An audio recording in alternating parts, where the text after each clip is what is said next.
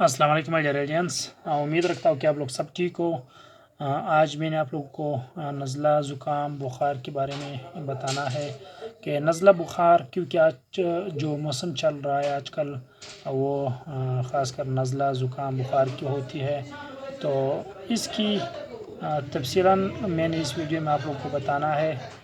तो उम्मीद रखता हूँ कि आप लोग वीडियो को आखिर तक देखें।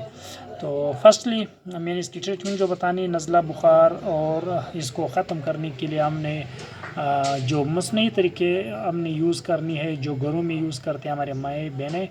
तो दिन में 2 मरतबा आप फजर असर के बाद एक काली मिर्च आप 20-25 या 21 दाने आप उठा लें, 11 कप पानी में उबालें। फिर पानी एक कप रह जाने पर तो उसको तकरीबन 2 कप पानी डाल के जब आप इतनी उबाल के ताकि 1 कप पानी फिर उसमें से रह जाए, और इसके आप गरम थोड़ा फिर ठंडी करके, मसलन जब गरम हो तो 1 हफ़्ता लगातार या 2-3 दिन आपने लाजमी इसको लगातार पीना है। तो इंशाल्लाह नज़ला ज़ुकाम जो है ये इसका बिल्कुल रेशा जो है बिल्कुल हमेशा के लिए इंशाल्लाह इसे छुटकारा मिल जाएगा।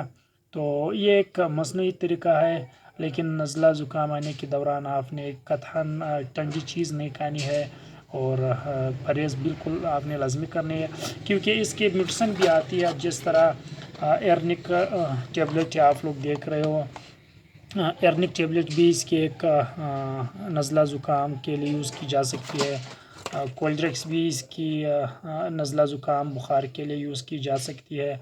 और इसके साथ जो हमारा कालफोल टेबलेट है ये भी आप देख सकते हो, नज़ला बुखार और फ्लू कैफियत में आराम के लिए भी मुफीद है।